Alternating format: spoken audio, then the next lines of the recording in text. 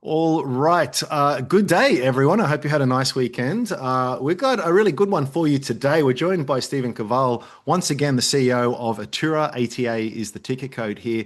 We spoke with Stephen in around November of 2024, so this is well overdue. If you do need a bit of a refresher, we'll cover some of the groundwork, but the high level picture, just to sort of frame all of this up, is that it's an IT solutions and advisory provider. So they help big players like instos, corporates, governments, navigate these really complex technology transformations. And let me tell you, if you've ever had to go through something like that, it's a thing. It's a real thing, and it's something that you definitely want to get right. And also, let me add, speaking from experience, if you don't get it right, it can be one of the more painful things that you've ever experienced. So I'm talking here like cloud migration, cybersecurity, data integration, and these kinds of things. These are very big projects. They take a long time to do, but they're kind of necessary things for these kinds of players, and it's something you can't sort of defer forever, which is interesting from an investor standpoint. So when we last spoke with the Atturra, they were doing about $250 million in revenue, and fast forward to today, and the guidance at the moment is in the excess of $364 million. So there were some issues in the first half. We've seen a whole kind of general reaction on the market towards tech and growth and all this kind of stuff recently, but as people have noted, we sort of look at the underlying here, and there's a really interesting story that's sort of at play. And of course, AI is the new hotness that's sort of out there. And as we know, a lot of hype and a lot of nonsense, but also a lot of relevance as well. And part of the challenge for us as investors is figuring it all out. And it's hard to think of someone better actually to sort of help us do that than Stephen, who's like right in the weeds with all of this stuff. So listen, I'm rambled on for too long. I'll just finish by saying, if you do have any questions, please use that Slido link, and I'll put them to Stephen when we get the chance. And of course, just remember, none of this is advice. So all said and done, Stephen, good to see you again. Yeah, good to see you. It's been a long time. Well, yeah, it hasn't. It hasn't. Like on one, Yeah. like a week is a long time in the market. Yeah, it's just amazing how fast time seems to pass by. I guess that's probably worth, as I said to you off air, just laying the foundations a little bit before we get more into the detail of things. How did my high level description go, and how would you flesh that out? Yeah. So look, I think it was pretty much on topic. It would be fair to say things have changed a little bit since 2 years ago, and when we spoke last time, we talked about our core business, having a managed services component, which is you kind of just help run and operate tech environments, and that was relatively new back then and growing. And then we had our applications business. And I talked back then as well, actually, we had a very large data business. So obviously, we've still got that same sort of makeup. We've got the advisory, we've got the managed services, the water and feeding, and then we've got the applications, which is really that business digital transformation. Yep. Probably what we didn't know back then was just how fast things would change around AI. Yep. Back then it was quite funny. I think we actually spoke about we had a small AI practice. That was before AI was cool. Yep.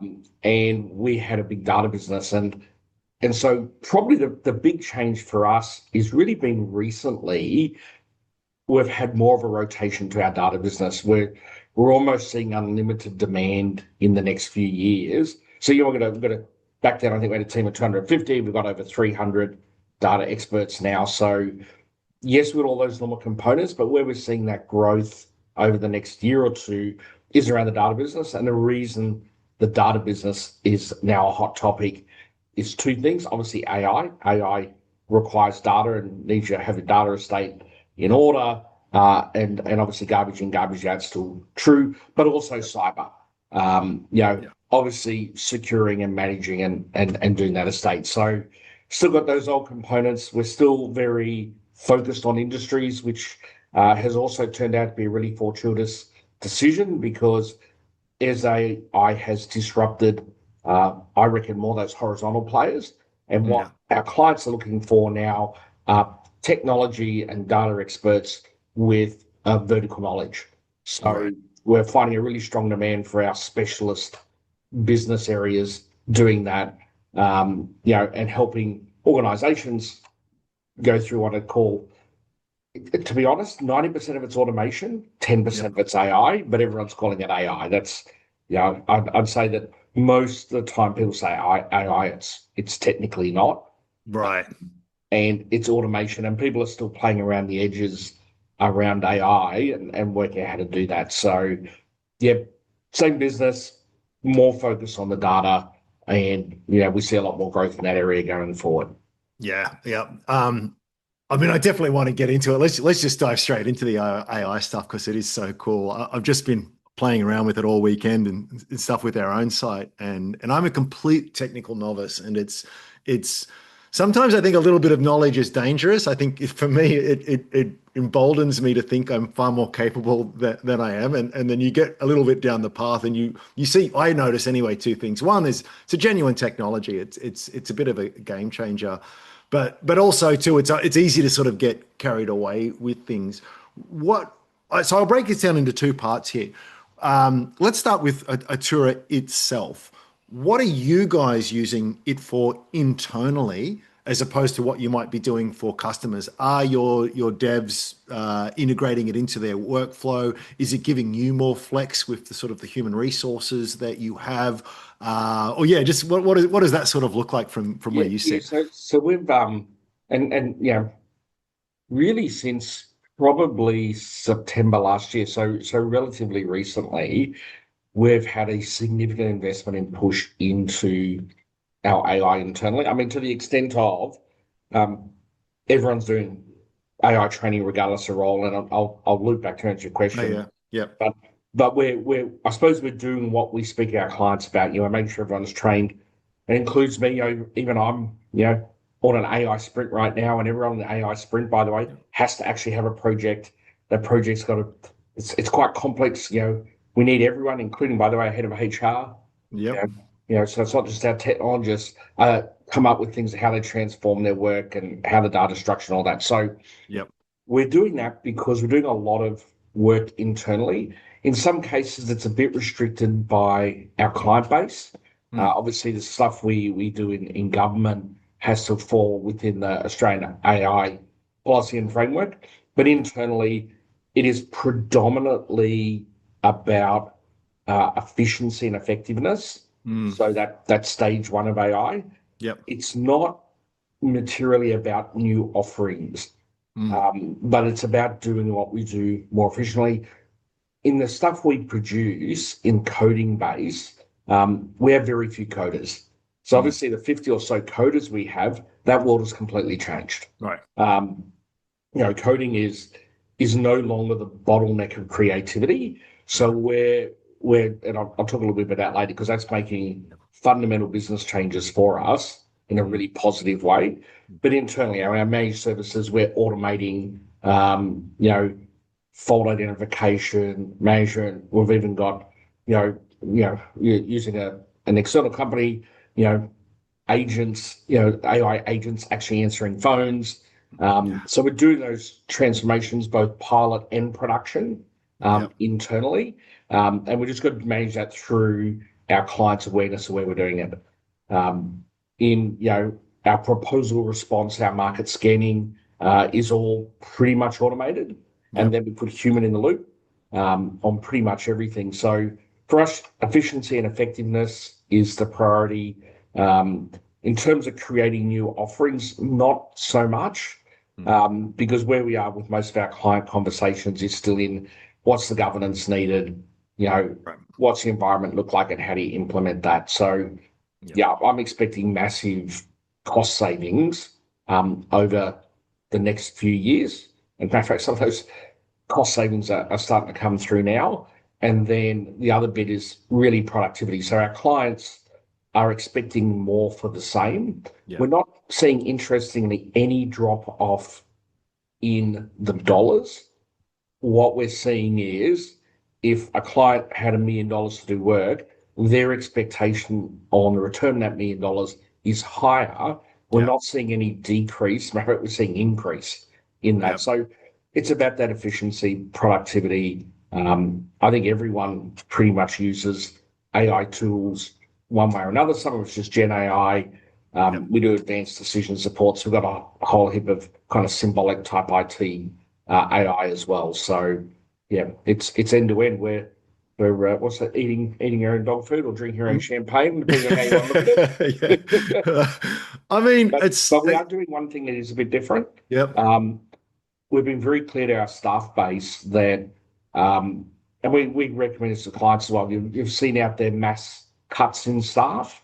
Now, where you're a pure programming company, that may make sense, but when you're a services business like us and a solutions business, we've actually gone to our workforce and said, if you do the training and you keep up to date and you do the projects, then we will retrain you. It's only if you fail in that ability to be retrained, Yep. we don't see a massive reduction. And the benefit we've taken out of that, and we've been doing that now for 6 months, is that finding our staff are super on board about finding creative projects and solutions because they know as they're automating and changing staff that as long as they can maintain the training components we're putting in front of them, we will find them an alternate role. So That it's that really is yeah that is so fast. I think you've just hit on something, man, which is slowly starting to dawn for me. It actually it reminds me of an economics concept called Jevons paradox, which is as things become cheaper, we actually use more of them. It's a little yeah, bit counterintuitive, and the media narrative is that AI is just going to replace everyone's jobs, and you're not going to need it. I've now spoken to a couple of CEOs on the ASX. One in particular stands out was Kate Quirk at Alcidion saying, well, rather than cutting back on our staff, it actually means that our existing staff can do so much more. So where we sort of had these roadmaps and sort of ideas that we wanted to do, and sort of years out, so we've actually compressed that far forward. So I think in a way, the mainstream narrative is a little bit overly simplistic, it sounds like I don't want to put words in your mouth, but it feels like that's you're sort of seeming to agree with that perspective that it's no, not. very much so, very Yeah. much so. Okay. It does drive some interesting people challenges, and I think it does drive, and obviously we're close to the education system. It does drive some real challenges for education system because I think if you think through the change we're pushing through our people that's bringing productivity benefits, my FP&A finance person's job is going to be completely different in 18 months. It's going Yeah. to be the same person, going to be Yeah. retrained. But the core skill set I now need is learning agility and resilience. Yeah. And I would say our education system is horrendous at resilience. Yes. Participation awards do not drive resilience. And learning agility, I think, because of that resilience is a challenge. So that workforce and our education system is going to have to match that because I think there are going to be more jobs. We're going to have not enough people Hmm. because, yeah, I'm not a believer in AI doomsdaying. I think Yep. there'll be ups and downs, and I think there are some roles that will disappear. By Sure. the way, there used to be people who walked down streets and knocked on doors to say it was work time, and people used to light lamps. So jobs come and go all the Yes. time. Yes. But there's no shortage of creativity. And I'm not speaking to any CIOs or any CEOs who haven't got a laundry list of improvements they want to do to their business, Mm. which is going to keep everyone employed for the next 1,000 years. It's just there's not enough time and effort and brain space to get it done. So I'm Yeah. definitely not a doomsayer. I know it's going to be disruptive. I am very worried about learning agility, but people can get that learning agility. Yeah, I'm not worried at all. It's just about doing more with less. That's exactly my take. It's an accelerant, and yeah, definitely change always brings challenges. But I feels at least, and at least until we get to the Skynet, level at least up until that point, it feels like a massive push forward for humanity. Um, so that's fascinating. All of that is super fascinating. What about from the client perspective here? And I mean, so we had the budget last week, right? And I can't think of anyone who's more happy with the budget than accountants because all of a sudden there's a ton of work to do, right? Yeah. And is there a parallel there with you guys and AI in the sense that I mean, you're a services company at the end of the day, and so if you've got more people, even if it's coming from a somewhat naive and ignorant standpoint from a board level, goes, gosh, everyone's talking about this AI thing. I guess we need to do something. And there's a few sort of memes out there with what some of the corporate strategies are around it. You feel as though it's more of a badge to say, hey, we're doing it more than do we really need to do it? But still, is it driving more inbound kind of inquiries Yeah, for you guys? yeah, it definitely is. And I think one of the big challenges is it's definitely driving a massive amount of inbound. People do know, so on the really good side, people do know you've got to have your data right. Right. So the great thing is that's got to be there, and that's under all roadmaps. Getting your data estate in order is a requirement. Yeah. But the level of difference in maturity and understanding is different in every organization. And the challenge that we have and everyone else have is actually servicing the number of questions Right. right now. Hmm. So we're not having that problem you traditionally have in a services business, which you've got to keep being out there to continually fill the pot. We're not having any issues around that. Hmm. I could fill up everyone's diary every day for next month because people want to know what to do and how to do it. Yeah. And the truth is no one actually knows what it's going to look like in 18 months. No. People do know things are going to change, Yep. and it's being agile across that and making sure you're really clued on in your vertical specialization so you don't lose competitive position. Yeah. And then the second part of it, which is then what else can you add to your offerings as a client? So, but we're seeing that in everything from manufacturing to education, everywhere. So, yeah, it's right now we're in a boom of demand. Um, the but the demand they don't necessarily know what they're wanting, and I don't think anyone does. Yeah. It's Yeah. everyone's going through this shake up over the next 18 months. And anyone who pretends to know exactly where it's going to end up is just not telling the truth. Yeah.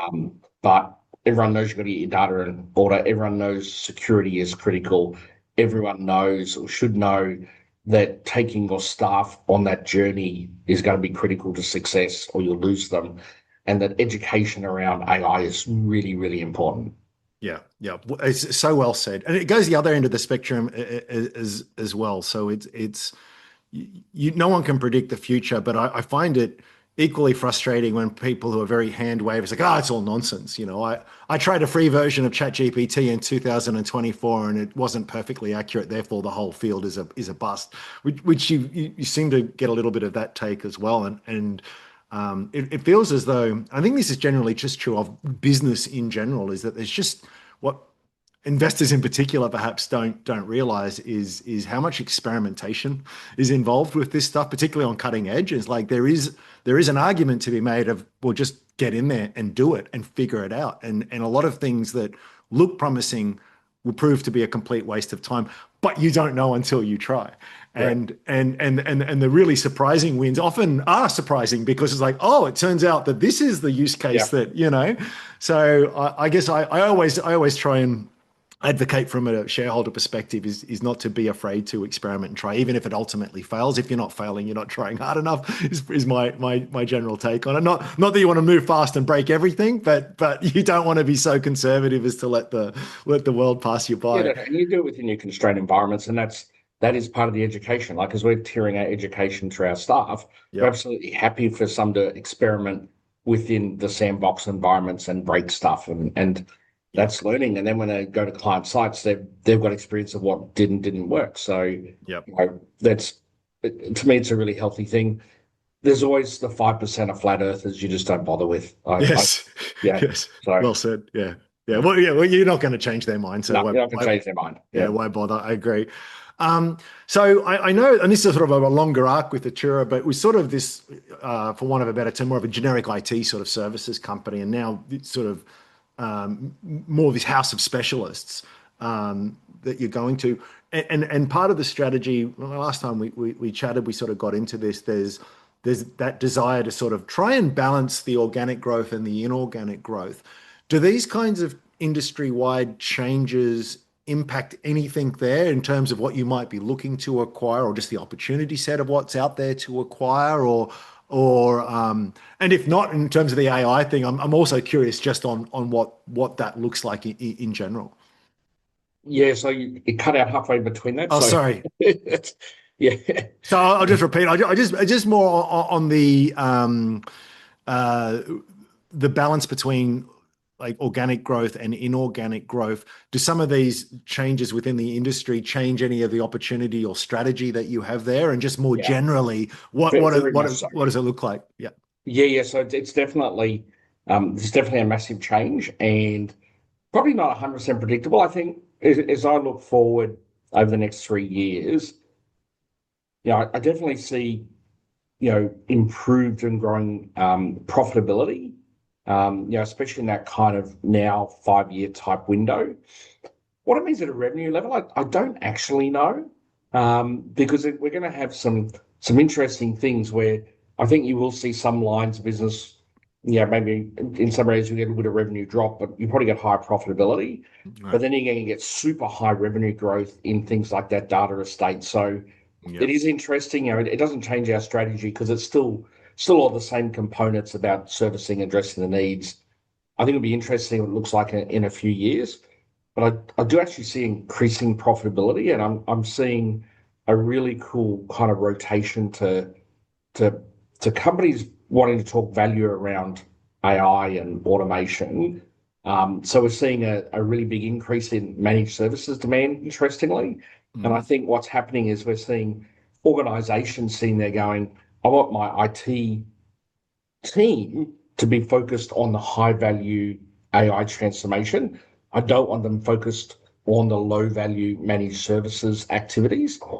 So where we probably would have predicted just 2 years ago, I think might have said that we see managed services is a good, solid, predictable growth business. Mm. But yeah, it's not going to shoot the lights out. But as I look forward now, I see massive potential growth in managed services as people want to rotate to the high value items.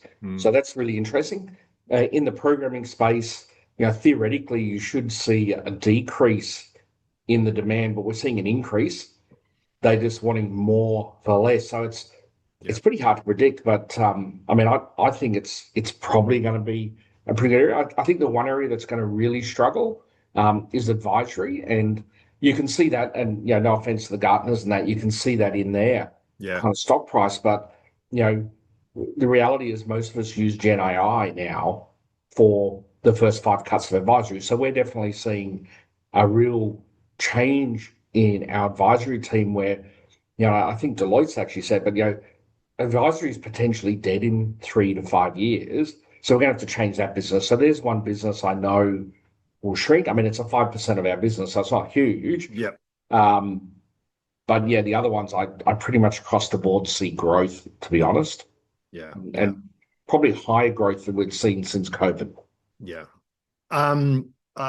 In terms of the organic side of things, I know the sector, like a lot of sectors, it sort of goes ups and downs in terms of sort of the demand and what's out there. Yeah, there wasn't that long ago, I'm sure well, you would definitely know, where it was sort of like, a very capable dev, you really had to sweeten the deal, Yeah. because they could go and work at Google for a gazillion dollars a year with foosball tables and kombucha and all the Yeah. rest of it.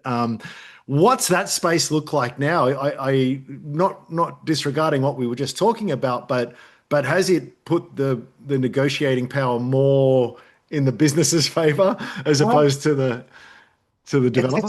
it's a good question. It's interesting because we're not programmer heavy. I would assume, yeah, as a programmer, they're going to have to retrain because that's going to be a job of the past. But Yeah. we don't really have a lot of programmers. We've taken a lot of our programmers and really taken them into the software architecture space. Yeah. So one thing I think people, especially retail investors, in many cases, don't understand unless they're in the industry is even though the current coding tools, for example, with Claude and that are great, we actually can't build anything usable Yeah. or scalable or secure unless you have Yep. really, really good software architecture capability. So So true.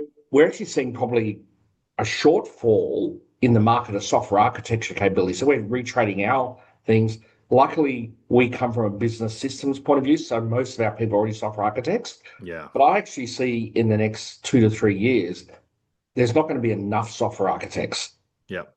So Yep. I think that there's still going to be a balance. We're probably still going to have to, negotiate pretty hard and make sure we've got a really good work environment because, I see unlimited demand for that software architecture capability. Yeah. And then obviously the long-term challenge we've got to do is how do we train and get those skills to continuously come through? Because a lot of them historically come from coding and go up that career path. Yeah. Coding is, doesn't exist. It's going to be like being a punch card operator. Yeah. You just hit on such a nuance that I'm fast discovering. It's like actually in my world with investing. So obviously, it's just you can open up your favorite model and just sort of ask it what it thinks about a particular company, and it'll give you reams and reams of detailed DCF reports. Very impressive. But if you don't know what you're prompting, if you don't have a little bit of experience, it's probably more dangerous than helpful because it gives you a false bravado of things that look and feel very accurate and sophisticated and professional, but it's really a cosplay of what a Yeah. serious analyst would be able to produce. And I'm sure it's the same with systems design and all of that kind of stuff. So it's super interesting to hear you say that.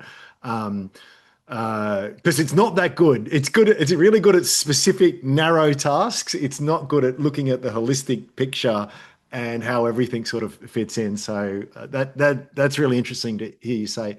Um, just to get away from the AI stuff for a moment, it's hard to do because it's so fascinating. But I'm also interested in Blue Connections, that the Yes. Melbourne-based crew that you took Yeah. on recently. That seemed like it sort of moved the needle a bit for you guys. How's it all going there? Yeah. So Blue Connection's going really well. So you're right. That's most recent acquisition. It brought a few things to us. One was just a scale in managed services, but also our end user and cloud business. It brought some extra capacity and skills in there. So it's come on board. The integration of that. There's always two types of integration. The technical integration is pretty much all bar done by one system. Mm. The people and culture integration's an ongoing thing as we kind of spread those teams out. So from a pure scale capability, it's turned out to be fantastic. And one other thing that's really interesting, which to be honest, when you think about Blue Connections, that wasn't that long ago. And when we acquired Blue Connections, it really was about just adding, scale economics to managed services because it's a scale economics game. Yep. What we probably didn't realize the value out of Blue Connections and KMB before that is now we're in those managed service relationships.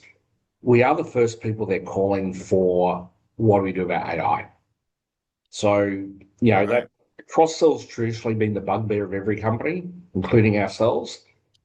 AI is kind of breaking that down a bit. So, Blue Connection's going really well. The leads that are coming from there for potential future business are huge. It's just having enough people service. As I said, Yeah. I could deploy people every day to have a conversation about business transformation. Yeah. You said something there was interesting in terms of the culture. Now, it's one of those terms everyone sort of throws around, and it almost feels like it's just going through the motions. But I don't know. It feels like to me, it's sort of as I get older and the more I do this, it's like actually culture, it's a big deal, but it's very fuzzy, and I can't put it in a spreadsheet. And Yeah. and I feel as though, correct me if I'm wrong, I got to say this very carefully, but and I say this with love and having some of my closest friends as developers, but there's a particular archetype, let's say, Oh, that's there. absolutely. I hesitate to use the term delicate genius. And if my dev is listening, I don't mean this to you. You don't mean the word prima donna or anything. No, Just I want don't to mean say. anything like that. I Just don't mean say. anything like that. But I mean, I'm serious because there is. I mean, these are your, for want of a better term, your assets. And I could have a company that on the surface looks exactly like Atturra, but if I've got a bunch of unhappy, disgruntled prima donnas, and you've got a cohesive one team, one dream kind of outfit. Like the difference is just it's Huge. hard to overstate how big a Yeah. difference it is. I guess the question is now that you've got a bit of practice with taking on new teams and integrating it in. Do you feel as though there's a bit of secret sauce for Atturra in sort of bringing new people into the fold and managing those egos and ensuring that you sort of get all the capability and culture that you're after. Yes, it's an interesting question. So, we almost all of our acquisitions done really well from a people retention. We had one that didn't do Great. so well a few years ago, and we kind of stuffed up. And by the way, we stuffed up the people part. So Okay. we actually got a little bit complacent that we've done so many so well, and in all those acquisitions, retention was better.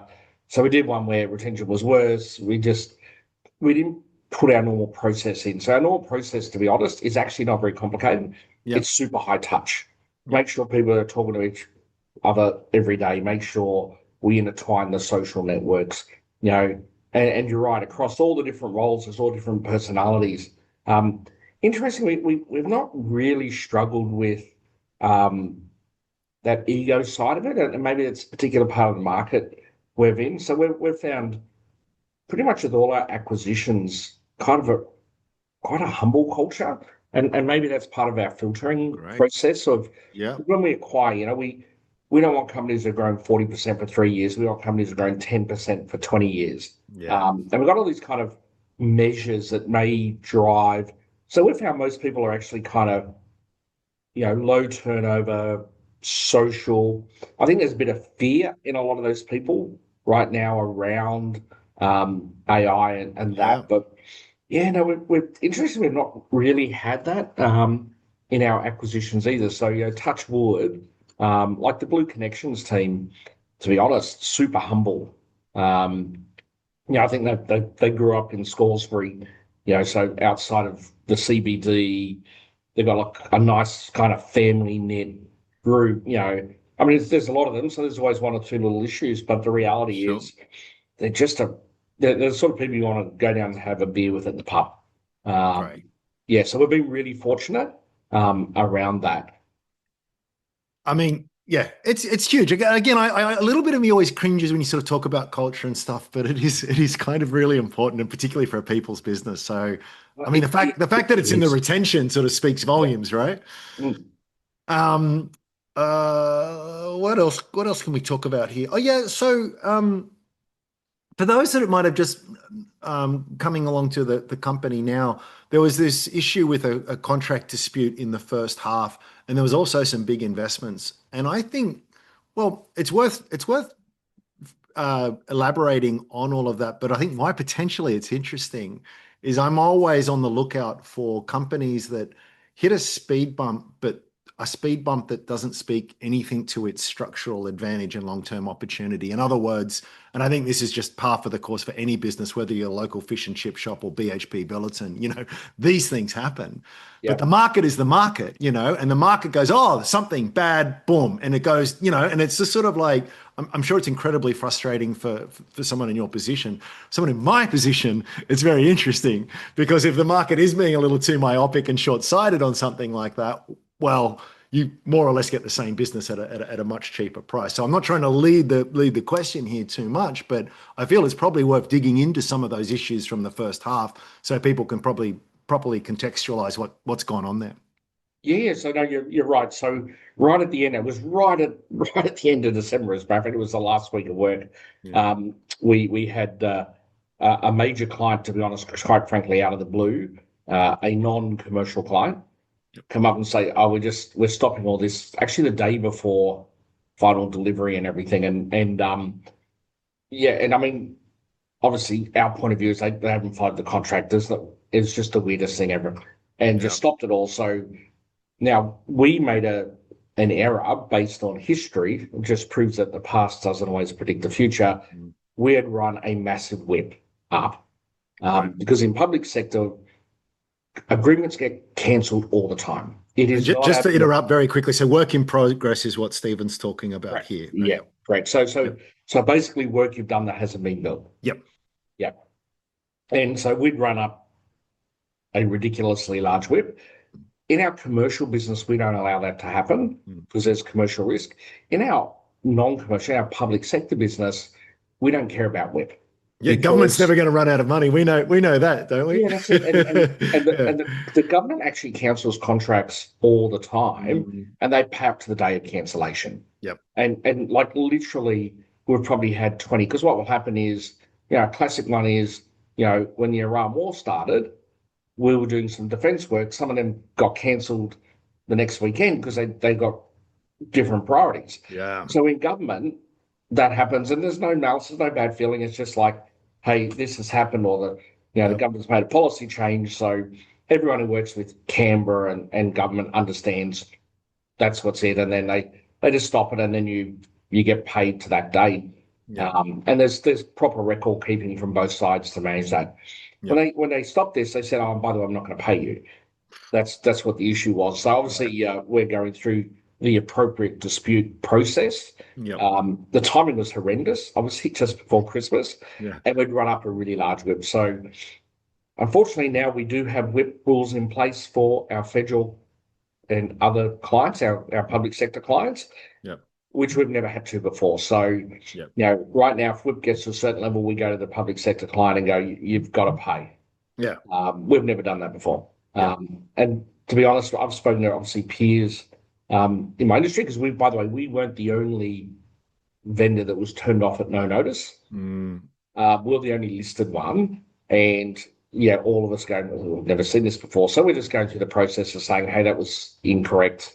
Yeah. And we'll come to a resolution on that following the process sometime in the future. Yep. And then we'll book that as other income, by the way, when we do. Yeah. So it Yeah. kind of stands out. But But you're pretty confident it'll come through. Like, is it just a matter of going through the process, or is there some sort of contention that means it's a question mark? Or there'll definitely be negotiation and all that stuff. But no, yeah. we're very comfortable in our position. Yeah. Yeah. Yeah. Yeah. Yeah. So we got to go through that. Still super disruptive. I mean, because it was a large team. Yeah. And and it did cause some restructuring costs, in the first half and some in the second. But yeah, it didn't really change our business fundamentally. Doesn't change the things we do. Interestingly, the area that it happened in is kind of an isolated area in the government, so it hasn't stopped us winning any other government work. Has had zero impact on that. So we're just going through the process and will come to closure. I can't guess when, but at the right time. But yeah, it doesn't really change what we do, how we operate. So that's why we kind of went to market and said, this is the impact going forward. And if you look at our kind of going forward numbers, you'll see that it pretty much was what the second half was going to be anyway.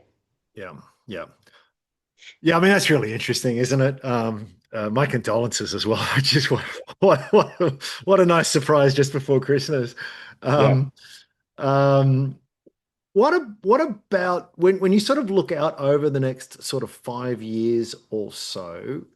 I'm getting a sense from what we've spoken about previously and now. So there's a lot of opportunity that's out there. There's a focus more towards the higher margin stuff. There's still some inorganic growth opportunities. And I know that I've lost it here in front of my notes, but I think there was a broader operational margin sort of goal as well. Do those things all sort of look about the same going forward? Like notwithstanding the very rapid change we're seeing in the industry Yeah. and everything else. We always love visibility as investors, Yeah. but also being very mindful that no crystal ball is perfect. I guess I'm not fishing for any specific forecast. I'm just more of that. Since we last spoke, does the medium term look about as good as it ever has? Yeah, I'd say the long term looks better, Okay.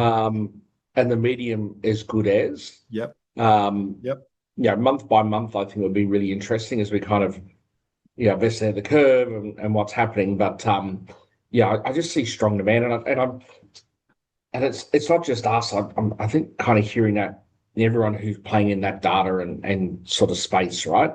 And even the SaaS apocalypse, right? Yeah. That they're talking about. We've got a product, out there as well. We actually started to build up a Bangkok products. Interesting enough, we're going to have growing product revenue, just as the market seems to be devaluing product. But the reality now for a company like ours, which is vertical orientated, when we came across problems at a client site, you may be integrating a food processing plant because you haven't got 100 or so manufacturing clients now. Yeah. We historically didn't have the capability to build solutions for clients. Now we do. Because coding is no longer the bottleneck and it's about software and business architecture, Yeah, I mean, I see actually quite large increases in product revenue going forward. And we currently have one school student management system, which is your traditional real product. I think Oh, when is you that look Scalarian? Scalarian, yeah, that's Scalarian, correct. yes. Yeah, Okay, yeah, yeah. yeah. And so there's that product. And we really plan to have one product because of our unique position in education. I think there's going to be opportunities not to have kind of the same large scale product as that, but to have lots of banks of IP and banks of products that we're building out. And for example, we'll have a client come to us now with a specific problem, and we'll actually have, depending on the potential repeatable use of that problem or solution we build, we'll sit with the client and either just solve it for them and they pay for it fully and full price, or we actually may do it as a discount to take the IP rights to that, and then we'll go sell it to 5 other manufacturing clients. So, Yeah. which in a weird way is actually a reversion of the past. If you think about the Yeah. IBM of the 70s and 80s, it was about having a house of IP and repeatable IP. I actually see that phase coming back for services Interesting. company. Yeah. Now, I see we're going to have a bank of IP. We're going to have, as they call it in the helicopter, the Jesus nut, right? The nut that holds the blades on. We're going to have lots of those sort of spot solutions Yeah. that we need to make sure that the process to manage, but it's once again, it's kind of more that higher margin work. And we didn't do that stuff before because coding was a bottleneck. Coding is Yep. not our bottleneck anymore. And we've already got the software architecture schools. Right. So, we've released, just in, the last 6 months, several spot products that now have already got multiple clients and are delivering over and above, margin, or in some cases, we're using them just to be really sticky with our clients. Yeah. So Yeah. we're deploying some of those solutions out there, and as an Atturra client, you automatically get that solution. That's super interesting. I mean, speaking of sort of the stickiness sort of aspect, which um, was a real edge back in the day, but I think more of the market sort of cottoned on to the value of recurring revenue and the rest of it. Um, I'm trying to think here. I think you've mentioned not too long ago, like something like three-quarters of revenue is pretty predictable for you Yep. guys. That might be worth elaborating on for those that are new to the business, because again, sort of there's contracts, sort of services, work comes in, work wanes, whatever. But when you sort of see a 73 odd percent degree of recurring revenue, I don't know if that's the most applicable term here, but more predictable kind of revenue. That's interesting. Yeah. So yeah, could you elaborate a bit on that? Yeah, it's about half our revenue is recurring, Right. and then another 25%, so that's that 75% is predictable. And what Yeah. predictable revenue is, it's broken into a few things for us. So that's where we're running projects that are longer than 12 months. Hmm. So obviously you kind of know that's out there. Or it's where clients have bought the same stuff from us continuously for many years. So we have Yeah. many clients in local government, for example, where we almost have month-to-month contract, but for 11 years they've bought sort of a level of business services work from us. So yeah, about 75% of our business at any time running into a year is kind of locked in. Mm. Um, and then 25% is either replacement, my project's ending, or growth revenue and those sort of things. So yeah, roughly 25-75. Yeah. This is something I think markets and investors tend to over egg this particular pudding, but it is helpful to sort of get a lay of the land here on the competitive dynamic side of things. It is a competitive market. You can't charge whatever you like, but I'm keen to get a sense of what those pressures are like at this particular point in time, and how you might think they might evolve in the next year or two. Yeah, look, I think in the data and AI space, which is the hot space, it's super competitive. Um, how do I say this politically correctly? It's interesting. There's a couple of organisations that do what they're doing, and we're super competitive there. So there's people in that space. We're in that space. We've got lots of true data sets, but like any boom, there is the false gold prospectors out there as well that chase in a time like this. So Yeah. it's a really noisy market. It's super competitive, and probably like the cyber market of 5 years ago. For some people, it's going to be super unprofitable.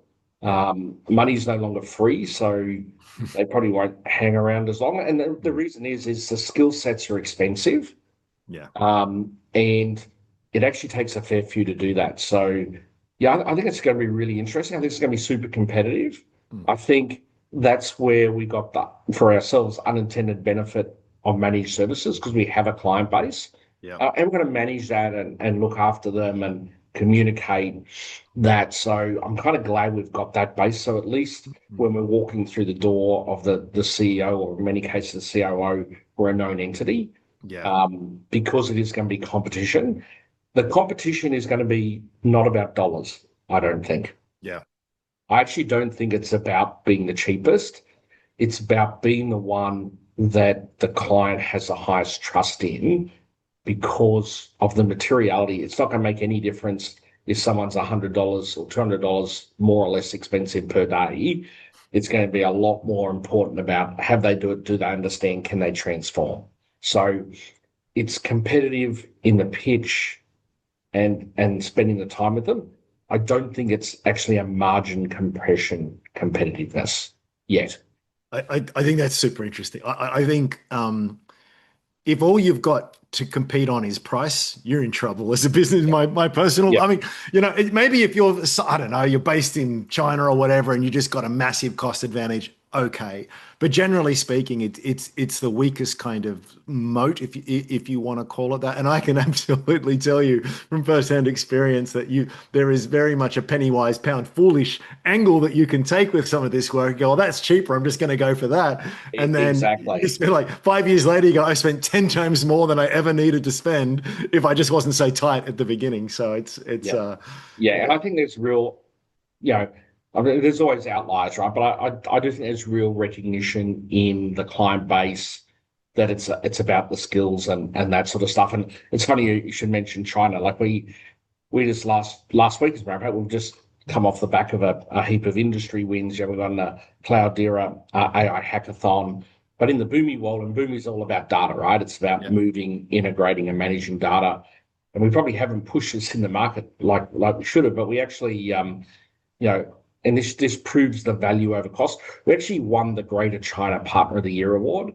Oh, Um, congrats. and obviously we're at a very different cost base than the skills there. So Yeah. yeah, no, we actually won APG partner, APJ partner, ANZ partner, China partner, and technology partner of the year award in the Boomi global world. So, but it's an interesting reflection of clients are seeing that they want people who've done it before, that Yeah. have a low risk profile, are not cheap. As a matter of fact, the year before we did a project in Mongolia.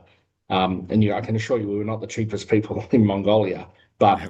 yeah, I think as people start seeing that value, it's a competition for mind share and trust, not necessary for the cheapest rate. It's so true. It's a lesson. Hopefully, anyone only has to learn once. Yeah. I think um, we've all done it right. yeah, it's so tempting, right? You just think, oh, look, particularly if you're naive as to what's involved with this stuff. It's a Yeah, bit like going to the mechanic, and one says they can do it for this, the other for that. Oh, I'll go the yeah. cheaper one, right? Um, gosh, time is racing away here. I guess one sort of final line of inquiry from me, and then I'll be keen to sort of ask you what we haven't explored that perhaps we should have. But just from the capital structure or the capital management side of things, there's a bit of debt there, like 12% debt to equity, so not much. And there's a bunch of cash still on the balance sheet. Obviously, with an inorganic growth angle to what you're doing, it's something that you need to watch. And, the market being the market has made the cost of capital on the equity side a little bit more expensive. I guess it's a very broad question. It's just like, do you feel like you've got the adequate capacity to do what you would like to do? I mean, if I was to wave a magic wand and give you $1 billion in cash, I'm sure there's a whole bunch of extra stuff that you could do.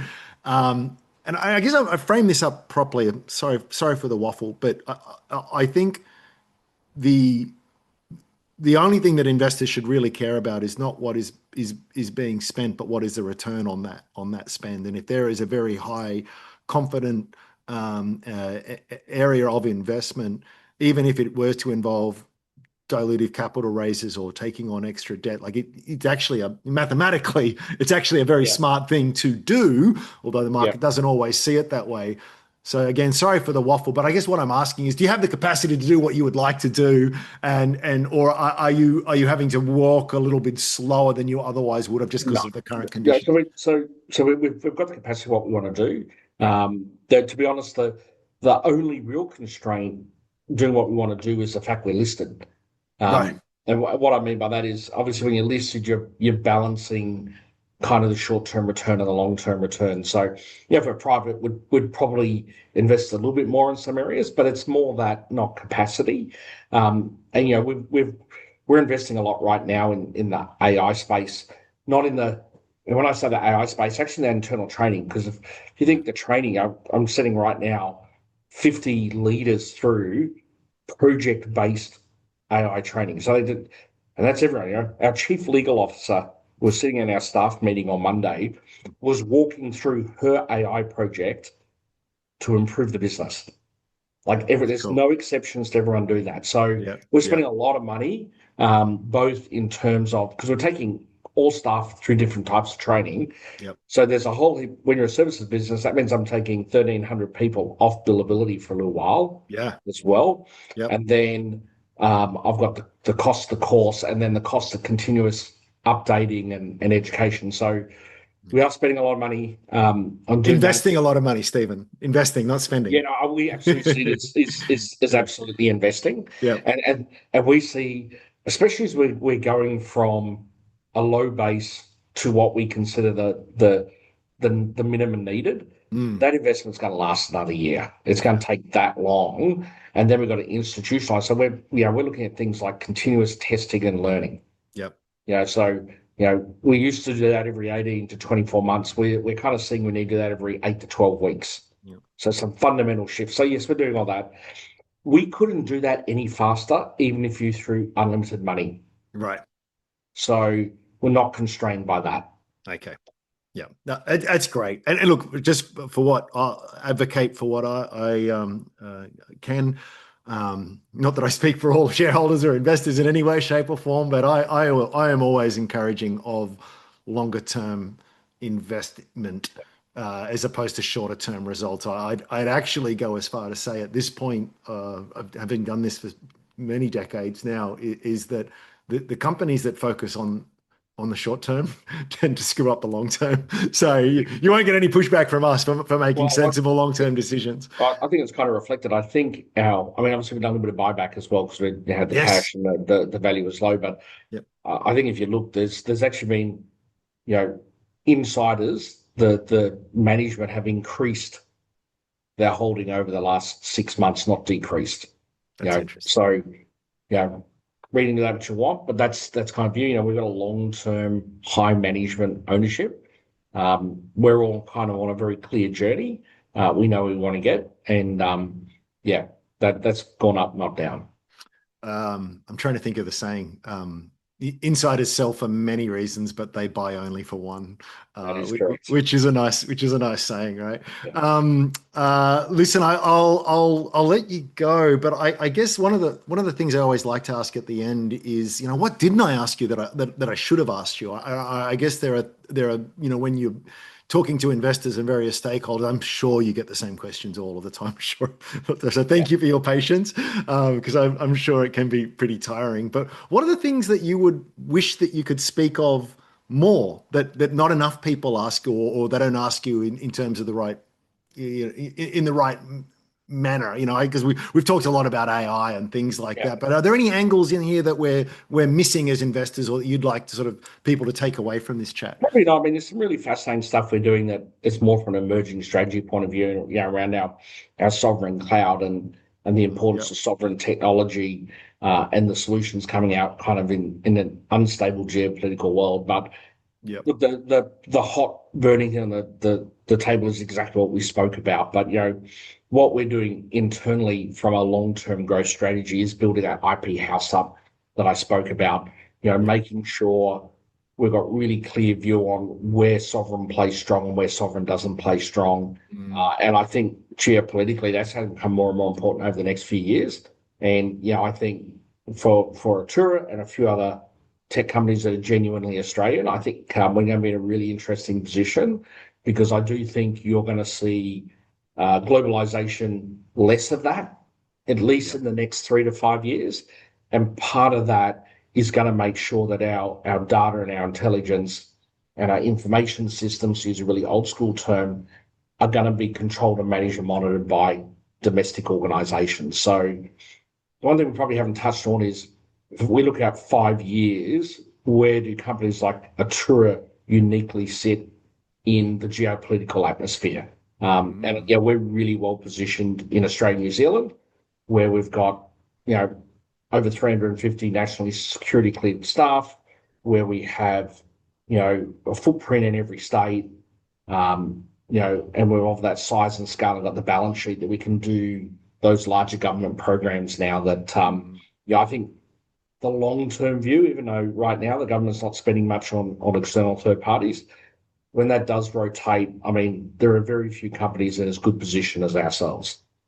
That's super fascinating. Can I actually sneak one more question in? Because you just reminded me of something. I think, I don't know, maybe it's just my little bubble, but it feels it's easy to take the black pill at the moment. The whole macro landscape. It can be particularly bleak, but I think that perspective limits at least us as investors to opportunities that might be in front of us. And it strikes me as, and I think I got this from our first conversation where people look at a lot of this work as sort of a nice to have, and I guess would be cool if we could do this, but a lot of the work, or I don't mean to lead the question, I could be wrong, and let me know if I'm barking up the wrong tree, but a lot of the work is kind of, no, you got to do it, right? You might be able to defer it for a little bit, but at a point there's either sort of legacy software or various infrastructure artifacts that just have to be dealt with at some stage, particularly as tech stacks modernize and new technologies like AI and stuff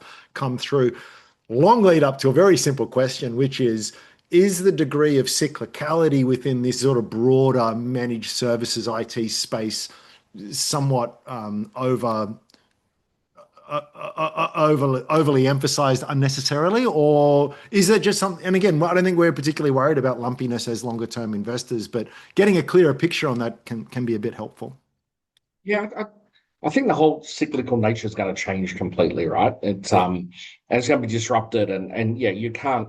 It's like you can't fortify your environment. You've yeah, got to have security. You know, and fortify is probably the wrong term because that's kind of an old school term. But you've got to have cyber resilience. yeah, That's not a cyclical. Unfortunately, death, taxes, and cyber. Now you've got to yeah, have it, right?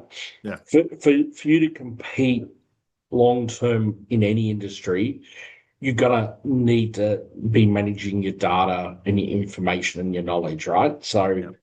now there's probably no panic rush in many industries, Mm.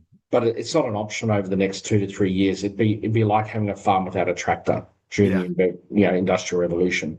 But yeah, by the way, I wouldn't necessarily say to a client, you should go get the tractor now because it's version one and it doesn't work well. So right.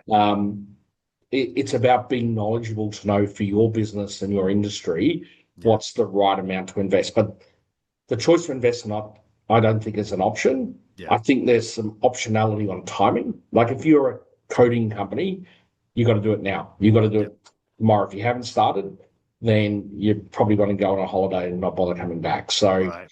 but there's a heap of other industries that you can really be a fast follower. I don't think that's a massive issue. Yep, And there's others that you got to be knowledgeable but can wait. So, yeah. um, but the one thing I can say is between now and 3 years' time, everyone's going to have done something. Otherwise, you're in big trouble. You're going to miss that industrial revolution. That is such a great insight and a great point to finish it. So look, thank you so much for your time. I really shouldn't have left it as long as I did, and I won't leave it as long next time. But yeah, keep up the great work, and we'd love to stay in touch. Right. Thank you. Thank you. So, bye.